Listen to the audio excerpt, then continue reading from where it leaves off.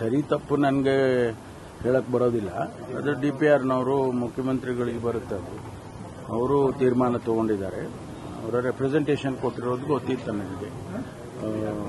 ನಾನು ರಿಟೈರ್ಡ್ ಆಗ್ತಾ ಇದ್ದೀನಿ, ನನಗೆ ಪೆನ್ಷನ್ ಸೆಟಲ್ಮೆಂಟ್ ಎಲ್ಲ ಆಗೋದಕ್ಕೆ ಇದು ಮಾಡಬೇಕು, ಎನ್ಕ್ವೈರಿ ಮತ್ತೊಂದು ಮುಂದುವರಿಸ್ಕೊಳ್ಳಿ ನೀವು ಅಂತೇನೋ CMಗೆ ರೆಪ್ರೆಸೆಂಟೇಷನ್ ಕೊಟ್ಟಿದ್ರು ಅಂತ ಹೇಳಿ ಅವರು ತೀರ್ಮಾನ. ತನಿಖೆ ಮುಂದುವರಿಯುತ್ತೆ ಸರ್ ಆ ಕೇಸ್ ವಿಚಾರವಾಗಿ? ಮುಂದುವರಿಲೇಬೇಕಲ್ಲ, ಮುಂದುವರಿಲೇಬೇಕು.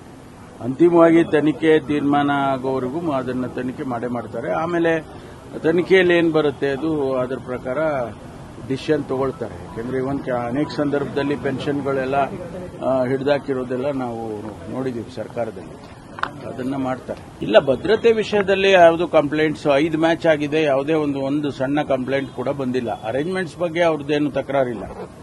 IPLನವರಾಗ್ಲಿ, RCB ಅವರಾಗ್ಲಿ ಅಥವಾ KCAನವರಾಗ್ಲಿ ಯಾರು ಕೂಡ ಪೊಲೀಸ್ ವತಿಯಿಂದ ಅಥವಾ ನಮ್ಮ ಅಡ್ಮಿನಿಸ್ಟ್ರೇಟಿವ್ ಇದರಿಂದ ಯಾವುದೂ ಕಂಪ್ಲೇಂಟ್ಸ್ ಬರಲಿಲ್ಲ. ನಮಗೆ ಅನಧಿಕೃತವಾಗಿ ಬಂದಿದ್ದ ಮಾಹಿತಿ ಏನು ಅಂತ ಹೇಳಿದ್ರೆ, ಅವರು ಇಲ್ಲಿ 33,000 ಸೀಟ್ಸ್ ಇದೆ, ಅದರಲ್ಲಿ ಒಂದು 7-8 ಸಾವಿರ ಪಾಸಸ್ಸು ಅದು ಇದು ಎಲ್ಲ VIP ಮತ್ತು ಅವರ ಸ್ಪಾನ್ಸರರ್ಸ್ಗೆ RCB ಅವರಿಗೆ ಕೊಡಬೇಕು. ಆಮೇಲೆ RCB ಅವ್ರ ಮೇಲೆ ಯಾರು ಆಡ್ತಾರೆ ಮ್ಯಾಚು ಅವ್ರಿಗೆ ಕೊಡಬೇಕು. ಅವರೇ ಒಂದು 7-8 ಸಾವಿರ ಸೀಟ್ಸ್ ಅನ್ನ ಬ್ಲಾಕ್ ಮಾಡ್ತಾರಂತೆ. ಅದಕ್ಕಾಗಿ ಅವ್ರು ಉಳಿಯೋದೇ ಒಂದು 25 ಸಾವಿರ ಉಳಿಯುತ್ತೆ. ಅದು ಕಮರ್ಷಿಯಲಿ ಅವರಿಗೆ ವರ್ಕೌಟ್ ಆಗೋದಿಲ್ಲ. ಅದಕ್ಕೆ ನಾವು ಅಹಮದಾಬಾದಲ್ಲಿ 1 ಲಕ್ಷ ಸೀಟ್ ಅರೇಂಜ್ಮೆಂಟ್ ಇರುತ್ತೆ ಅಂತೇಳಿ ಶುರುವಿನಿಂದನೂ ಅದೊಂದು ಚರ್ಚೆ ನಡೀತಾ ಇತ್ತು. ಇವರು ನಮ್ಮ KCನವರು ಇಲ್ಲೇ ಮಾಡಿ ಅಂತ ಹೇಳ್ತಾ ಇದ್ರು.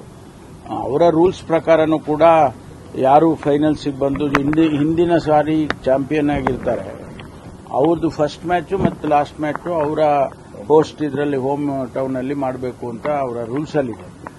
ಅವ್ರು ಎಕ್ಸೆಪ್ಷನ್ ಮಾಡ್ಕೊಂಡಿದ್ದಾರೆ ಅಂತ ಕಾಣಿಸುತ್ತೆ. ಶಾಸಕರು ಕೊಟ್ಟಿರ್ತಕ್ಕಂಥ ಟಿಕೆಟ್ ಮಿಸ್ಯೂಸ್ ಮಾಡಿದೆ, ಅದರಿಂದನೇ ಕೈ ತಪ್ಪು. ಅದಕ್ಕೂ ಸಂಬಂಧ ಇಲ್ರಿ. ಅದಕ್ಕೆ ಎಷ್ಟು ಸಾವಿರ ಕೊಟ್ಟಿದ್ದಾರೆ ಶಾಸಕರಿಗೆ? 4 ಪಾಸ್ ಕೊಟ್ಬಿಟ್ರೆ ಅದೇನಾಗುತ್ತೆ? ಅದಕ್ಕೂ ಸಂಬಂಧ ಇಲ್ಲ.